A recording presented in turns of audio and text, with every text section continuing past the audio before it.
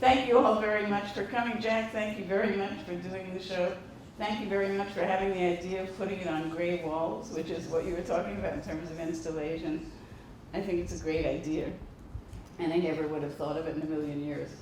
And I'm amazed that there are so many people here, like every single friend I have in the whole wide world, plus some. Except one thing, every single one of my students is going to fail, because there's not one student here. Not one. Oh, you are? One student is there?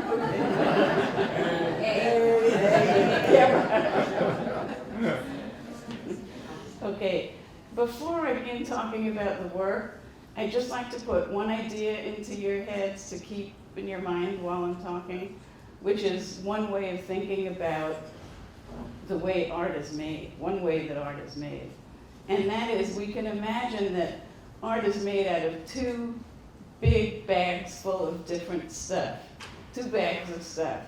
In one bag is everything related to ideas, thoughts, conceptions, notions, emotions, anything that we can think of as the content of the work. And by that I don't mean subject matter, but content, what the heart of the work is all about. And in the other bag is all the stuff that you make it out of. Paints, canvas, if you use plastic bags, if you use growing grass on the walls, whatever it is that you make your art out of, that's in the other bag of stuff. And what I've found over the years is that those two elements don't always go in sync with each other. You sometimes know more about one than the other, and vice versa. Sometimes when they both flow together at the same time, it's totally wonderful. And I will talk a little teeny bit about that, if I remember to, while I'm discussing the work. And the one other thing I want to mention before I begin is that somewhere along the line I married a cultural anthropologist. And that's totally changed any way that I could have worked otherwise. It's had a huge impact on my life because we've lived in developing countries, third world countries, a lot. And everything about that life has impacted on the work, especially the city of San Cristobal and the state of Chiapas in Mexico.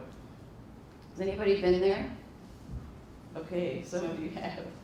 We happened to arrive there on January 1st, 1994, the day that there was, I'm sure you've heard of the Zapatista uprising. There was a rebellion by the Indian community against the society, and it was very, very startling and very shocking. Nobody expected it. We got to the state capitol, which is 5,000 feet lower than San Cristobal, got on line at the airport to take a taxi cab up to San Cristobal, like we always do when we go, and they told us, oh, you can't go up to San Cristobal today. And we said, why not? This is 9 o'clock in the morning. The uprising had happened between 2 and 4 in the morning the night before. It was New Year's Eve. Everybody was asleep or drunk when it happened. So I said, well, why can't we go up? And they said, well, some Indians have put sticks across the road. I said, well, can't we take the sticks down? You know, totally innocent of what had gone on. And in fact, the road stayed closed for 3 days. So we were stuck in Tuxtla Gutierrez for 3 days while we were waiting for the roads to open. And when they did open, hundreds of people poured out of San Cristobal while we climbed up the hill to get up there. So that was a very, very moving and important event in my life. When the war started, a group of Indians who live right near San Cristobal called Chamulas, one of the towns, one of the tribes outside of town, started making those little dolls that you see back there. They're called Zapatistas because they represent, in fact, the Zapatistas. So Comandante Marcos, who is the head of the whole shebang, has green eyes. He's from northern Mexico. He's not Mayan, and he's not from southern Mexico. He has green eyes, so every doll has a stitch of green wool to define their eyes. I started buying the dolls because I found them very fascinating, very compelling. They're a great metaphor on many levels of lots of layered elements. I didn't think I was going to ever paint from them, but about 5 years later I started working from them. The work that I did before all of these paintings was great, big, large, 8-foot, 9-foot charcoal and pastel drawings.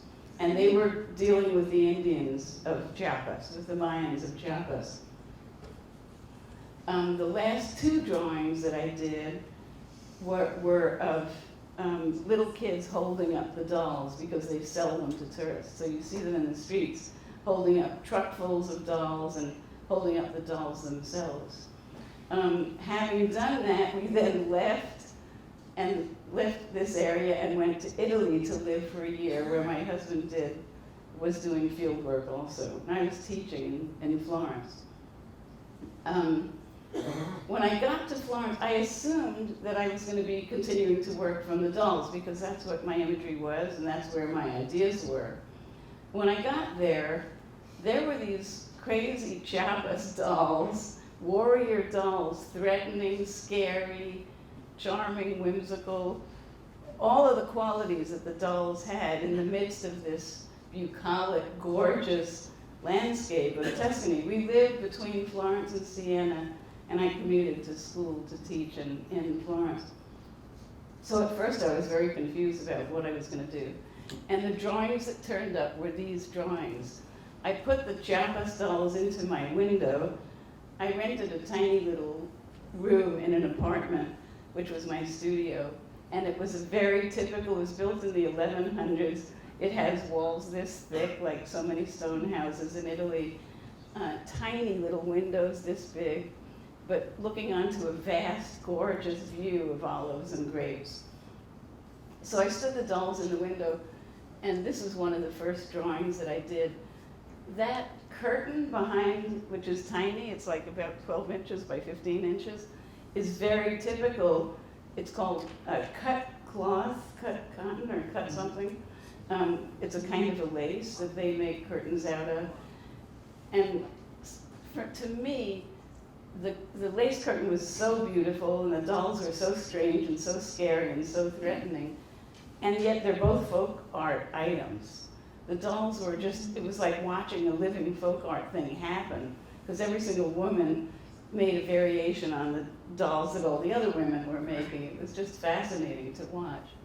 So that represented, this piece started me off on the whole notion of having elements in a piece that are very contradictory to each other, and yet that somehow happen together.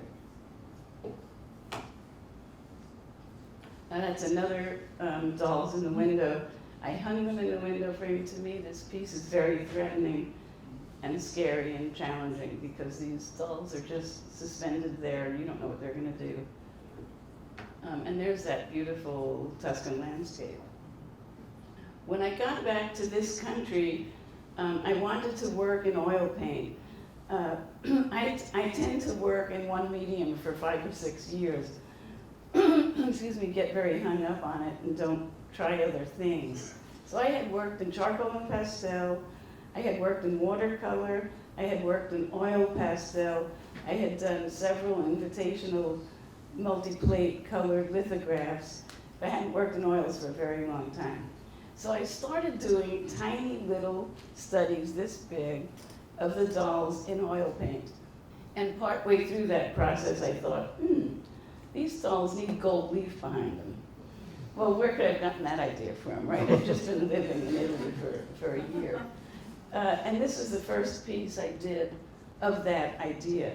The gold leaf, let me talk now a little bit about technical stuff. I painted these images on linen that was not stretched. It was just softly hung. And then I glued them to wooden panels to give them support. The gold leaf is artificial gold leaf. I had never worked with gold leaf before. And it has a really interesting quality, the artificial gold leaf, because it's, I don't know, I just like the way it lets the red underneath show through. But I didn't want to use it anymore after that, so I started using regular gold leaf. So the technical stuff was not yet down pat, and the ideological stuff was very confusing to me. Was I making saints out of these warriors. I couldn't figure out what was going on in them. Eventually I realized that I've been horrified at war for my whole life. And I've been especially horrified at the notion of the combination of war and religion, war in the name of religion. So I felt like in these pieces I was combining warfare images and religious images through the gold leaf. And that little by little got to be more and more and more. If anybody has any questions while I'm talking, please feel free to interrupt. There'll be time for questions at the end too. Okay, as I was working on this series turned into pieces which were much more based on actual Florentine and Sienese altarpiece paintings, single panel paintings. And I wanted to be able to talk about the predominance, the prevalence, the ubiquity of warfare across all time. I was still only talking about the wars in San Cristobal through the dolls and through the violence that comes through in so much religious imagery. Not all religious imagery, but a lot of it. But I wanted then to increase the amount of time I was talking about. Since I wasn't talking about lots of different countries, I wanted to talk about a long period of time. So this painting is based on two paintings. It's based on this Simone Martini, which she was a Sienese painter. This was done in the very early 1300s, 1317, I think. I have my crib sheet with me. I'll see if I have to use it. And so I'll go back to that for a minute so you can see the border, the double border, the shape. But I've stuck into that border where Simone Martini is doing Florentine gigli, which are the lilies, the famous lily of, I've put in Mayan designs that are done on their tapestries, on their weavings. And the inside image is based on a painting by Domenichino done in 16 something or other, maybe 1601. So there's 300 years between the border and the interior of that image, which is what I was trying to begin to get at. Extended period of time of warfare and then the interface of warfare and religion. This is Mary Magdalene going up to heaven on the backs of angels. I didn't know she did that, but she seems to have done it. So then I decided, those paintings are in that room and you're welcome to go look at them. And there were lots of them. I decided after a while to try to expand the difference that I was showing between the early Sienese paintings, 1300s, and later work.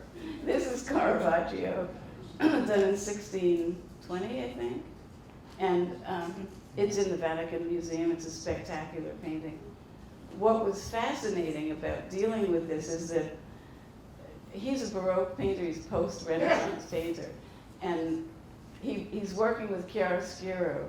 Chiaroscuro means dark and light, and he and many other painters like him, Rembrandt is a good example of a Northern European artist who uses it, is showing three-dimensional form, like rounded form, growing out of shadow into lightness. The notion of chiaroscuro is exactly the opposite of silhouette, which is what you're using when you're using gold leaf. Gold leaf cuts out a silhouette around what it's painting. I had to change a lot of things in the painting. First, I had to make up the silhouette of all of those figures. Secondly, if you look at those figures, there are 5 of them behind the Christ, and that means there would be 10 legs coming down onto the rock. And of course, you see only 2 legs. In the real painting, you may see shadows of other legs. You'll see vague bits of other legs. But because of working with chiaroscuro, he could do that. He could sink those legs into shadow so that he didn't have to have 10 funny little sticks sticking under those dramatic, gorgeous figures. So in my painting, I had to tip the rock that they're standing on this way from this way so that you could see the bones of the legs, because there was no shadow to hide them in. So you can go look at that painting later and check that out. This was also done in the 1600s, so it's again a whole lot of time passing between the frame and setting in the gold leaf and the chiaroscuro. At a certain point, I decided to start working with multiple panel altarpieces. This is a wonderful, wonderful painting by a guy named Bernardo Daddi, done also in the very early 1300s, and it's hanging in the Uffizi. There are lots and lots of altarpieces all throughout Italy which are not intact, where you'll see one panel's in the Louvre, and one panel's in London, and one panel's in Florence. But in fact, this is missing very few of its teeth, as you can see. There are panels up above the 6 small panels, vertical panels, that are not in this photograph, but they're in the Uffizi. And the painting back there, that's the multiple panel painting that you first see when you walk into the show, is based on this. And it's based on it in terms of format pretty exactly. The bottom panels in these paintings are called predella panels. And those are usually stories. They usually tell the story of the saint in the middle of the painting. And in my case, I decided, oh boy, I can use those predella panels to tell the story of the uprising in Mexico, which is what I did. So in the first panel, you see the Zapatistas going to the bishop of Chiapas, who was a liberation theologist and very, very sympathetic to the Indian situation. And he's blessing them. The next one, the Indians are putting logs across the road to close off the roads, and so forth. So that goes through, the revolution lasted 12 days, at the end of which there was a peace conference. And that is the last panel of those panels over there. Again, you can check that out later. That painting's iconography is called a Sagra Conversazione, a sacred conversation, in which the main figure in the middle, that was the Virgin Mary, is surrounded by saints. This painting was done in 1450. It's Mantegna, Andrea Mantegna.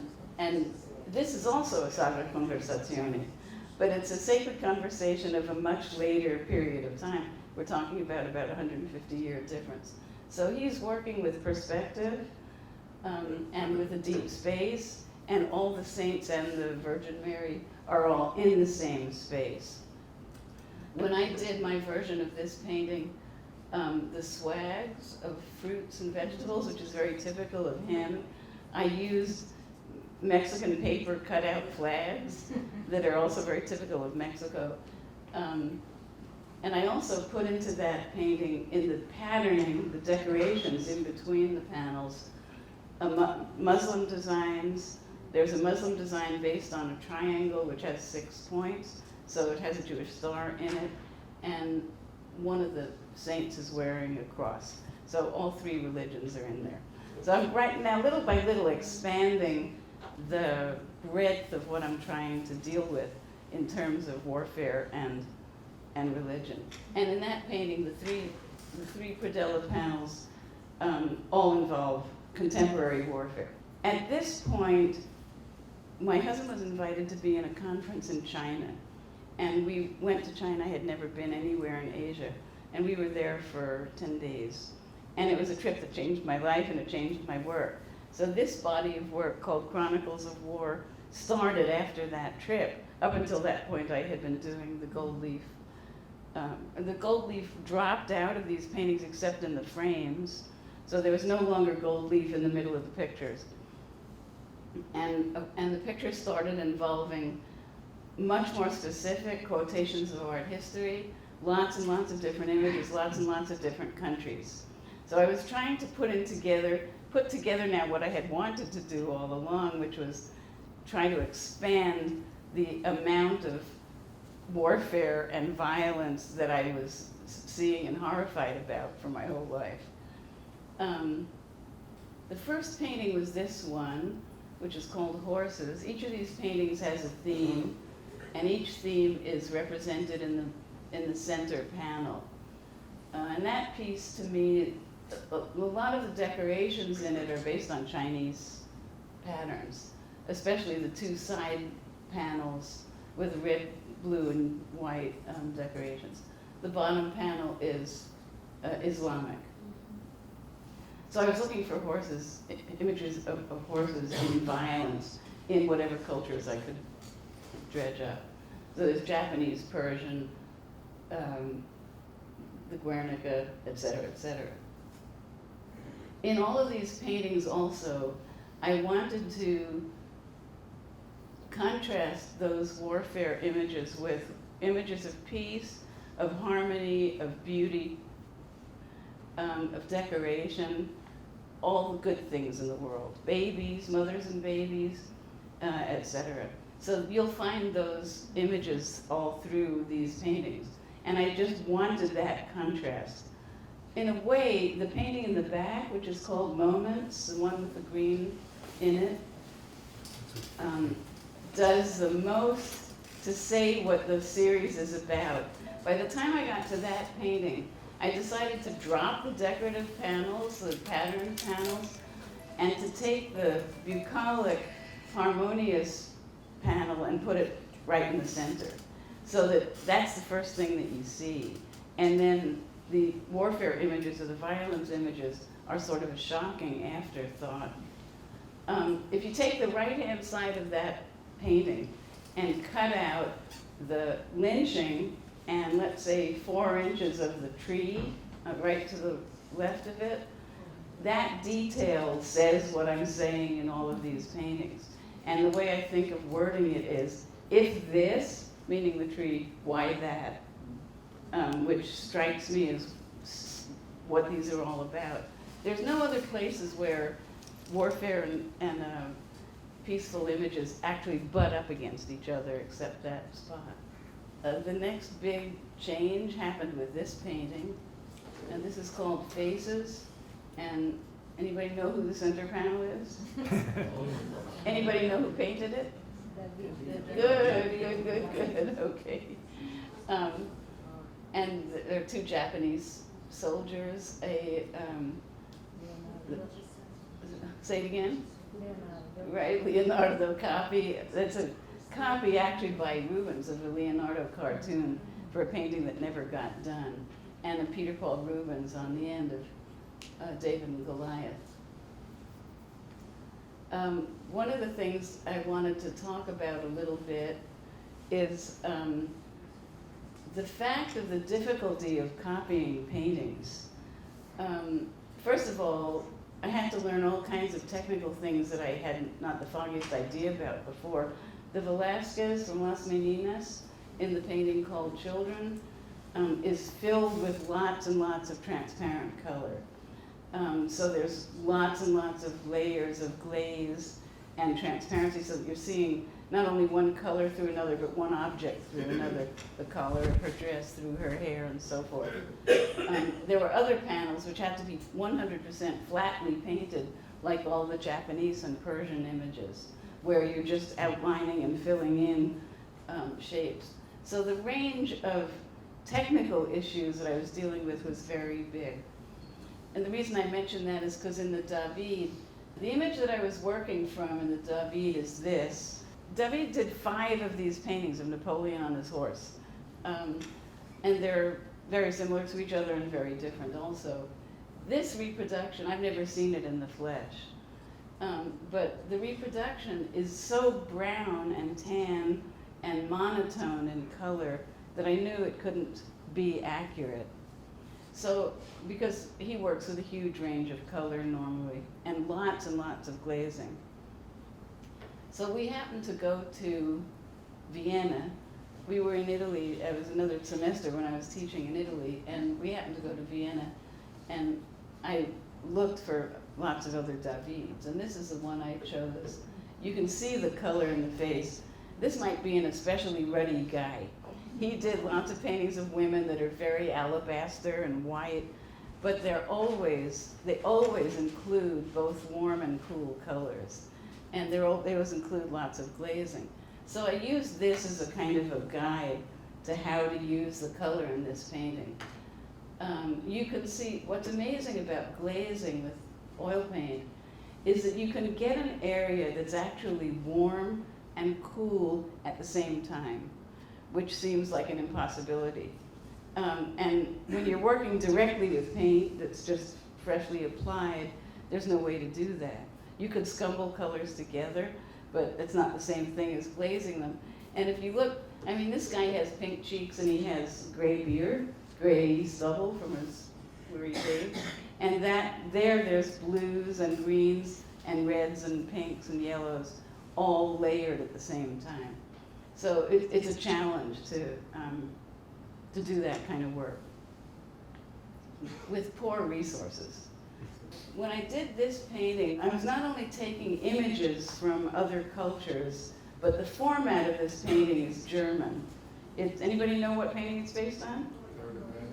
The painting is definitely the 3rd of May by Goya. I'm talking about the format, the shape of the whole painting. It is based on the Eisenheim altarpiece by Grunewald, and I will show it to you. It turns out it's a kind of iconography of format that happens in Germany during the Renaissance quite a lot.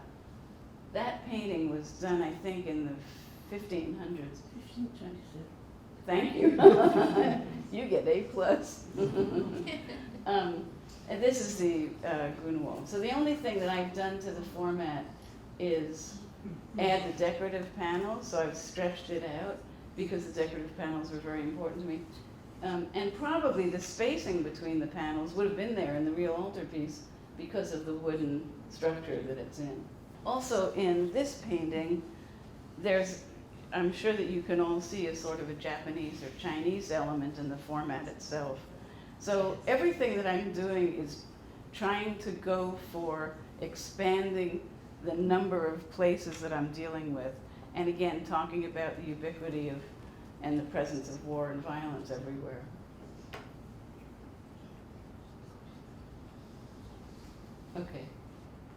Okay, whoops, I think that's it. If anybody has any questions, please feel free to ask. It's amazing. Okay.